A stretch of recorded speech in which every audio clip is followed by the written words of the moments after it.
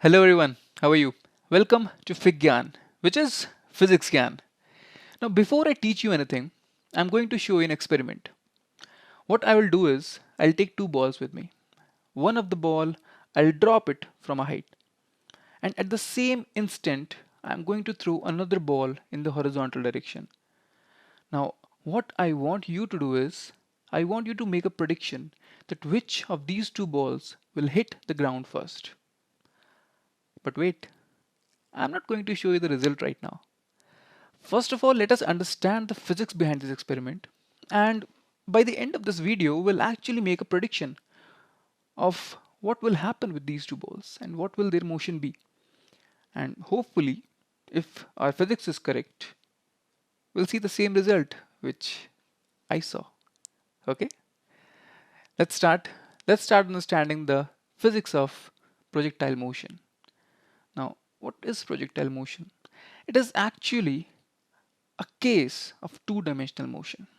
Now, I know both of these terms are new for you. So let us learn one by one what is a two-dimensional motion. So before we even go into what is motion in two dimension, I want you to recall about coordinate geometry. Now, what was coordinate geometry? You used to take two axes, right? One was x-axis and one was y-axis. And whenever you had a graph in coordinate geometry, what that graph represented was it was a combination of many points. And let's say I take one particular point, which is this one. The coordinates you'll be writing is a comma b. Now what is a and what is b? So if you drop a perpendicular from this point onto x-axis, then the distance from origin is a. And similarly, if you drop a perpendicular from this point onto y-axis, this distance was b, right? Now, why am I telling you all this? Because this is almost similar to what you do while defining the position of any point on two-dimensional plane. Now, you need to understand one thing. How 2D motion is different from 1D motion. See, until now, whatever was happening, let's say the body was at rest, or it was moving with a constant velocity, or even if it was accelerating, it was doing everything in just one single line. But now, it will be doing it in a plane. So first, let us understand how do you define the position of a point in a two-dimensional plane. Again, I'll take a plane of x and y axis, right? Now let's say there was a point A over here, and this is my reference, origin, okay? The position vector of this point will be, let's say, r, and the angle this position vector is making from x-axis is, let's say, theta, okay? So what will happen? How will you define the position of this point? Again, you'll do the same thing. You'll take a perpendicular from this point onto x-axis, and the value of this distance would be r cos theta, right? And if you drop a perpendicular from this point onto y-axis, the value of this distance would be r sine theta, right? So this is how you have actually split up the position of this point onto two different lines on x-axis and y-axis, right? Now what if this point had moved? Let's say this is the motion this point has done. Now again, I'll take a plane, x and y axis. If the point has moved, then there must be a displacement, right? And what is displacement? It is the shortest line joining the initial and the final position of this point. So this here will be the displacement. Now, if this is the displacement of this point, you can actually resolve the displacement into two separate components.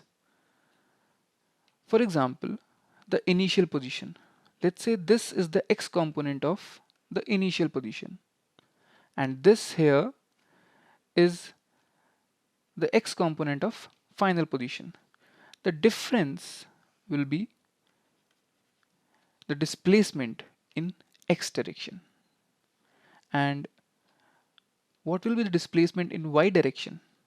If let's say this is the initial position of the point in the y-axis and this is the position of the final point on y-axis, the difference will actually give you the displacement in y-axis. So what you have done, you have actually resolved displacement into y-axis as well as x-axis. Now let's say everything happened in delta t time. So what will be the velocity of this point in x-axis? It will be delta x by delta t. And what will be the velocity in y-axis? The velocity in y-axis would be delta y upon delta t. So as you can see, you can actually study the motion of this point into two separate lines. Yes, this is the beauty of two-dimensional motion. You can split the motion into the movement of this point on two separate lines, and the movement is actually independent of each other. Now, the question comes, what is a projectile then? So whenever you pass a ball to a friend, the motion of the ball is a projectile motion. Or anything you throw here on earth, the motion is projectile motion. The motion looks like this. Now let's say the path this ball covered looked something like this. Forgive my drawing actually here. So the path looks something like this. And let's say it was thrown with an initial velocity of v and at an angle theta. Now you have learned how to resolve the velocity into two components. The horizontal component would become v cos theta and the vertical component would become v sin theta, right? Now take very keen notice here. Acceleration throughout this whole journey was acting downwards and it was g, that is 9.8 meter per second square, right? So if you analyze the motion of this ball separately, you will see that one motion is in x-axis with a constant velocity of v cos theta, and one motion is in y-axis, which is something like this. It goes up with a velocity, the initial velocity is v sin theta, it goes up, reaches a point where velocity becomes 0, then comes back and reaches the same point again. So this is how you can analyze the motion separately. Now questions are asked, what is the time taken by the ball? So the time taken would be, I'll first analyze this half of the journey in y-axis. Okay, so the final velocity is 0, initial velocity is v sin theta. I'll just use v equals to u plus at, right? Final velocity is 0, u is v sin theta. Now acceleration is in the opposite direction of velocity. Therefore I'll use a minus sign, minus of gt. T will come out to be v sin theta upon g. Now take notice, this t is actually the time of half of the journey. Whatever time it will take in going up, the same amount of time it will take in going down. Okay, so therefore the time will become twice. So time is 2v sin theta upon g. Now the second thing that is usually asked is range, this r. Okay, so in y-axis, if the total time the ball has taken to travel is this much, this means this is the amount of time it will be traveling in x-axis also. Now how to find distance when the velocity is constant? Multiply it with time. So r will come out to be what? V cos theta multiplied by time, which is 2v sin theta upon g.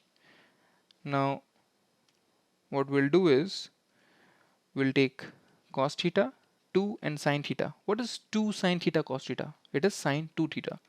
So it will come out to be v square sine 2 theta upon g. Now this is the range. Now there's one thing remaining, that is the maximum height this projectile has gone. Now how to find the maximum height? Acceleration is constant. You can use the Newton's equation of motion. Now there are two equations, s equals to ut plus half gt square, and second is v square equals to u square plus 2as. It is your choice. I just choose this because it is simpler, because v is 0. I'm taking half of the journey, right? V is 0. U is what? V square sine square theta. Now minus of 2gh. Minus because g is in opposite direction of velocity. Now h comes out to be v square sine square theta upon 2g. Simple.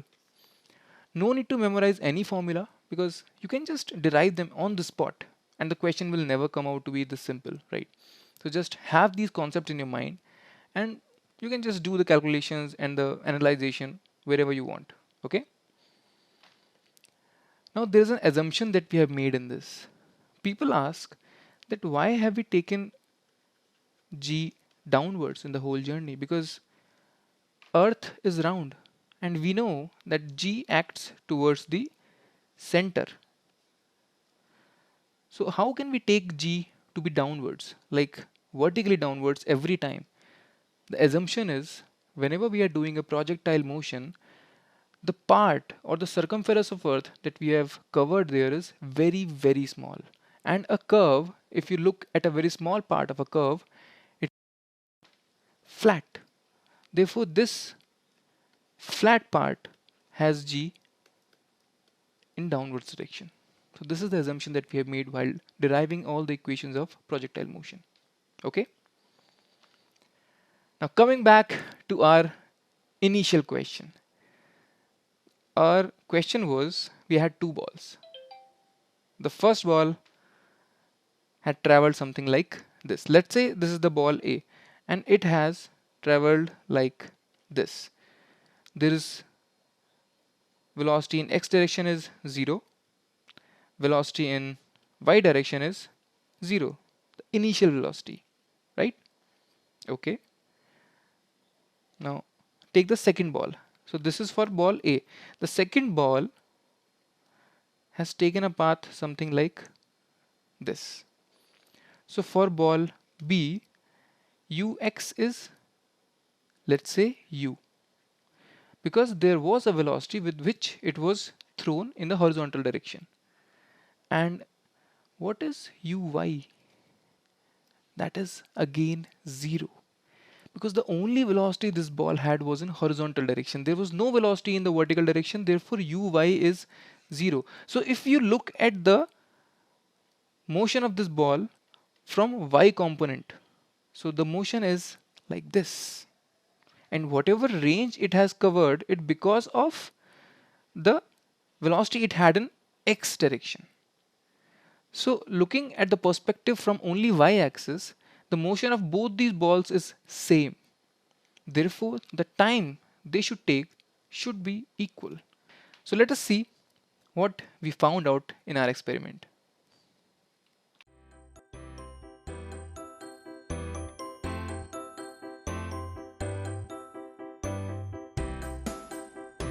And they both fall at the exact same time.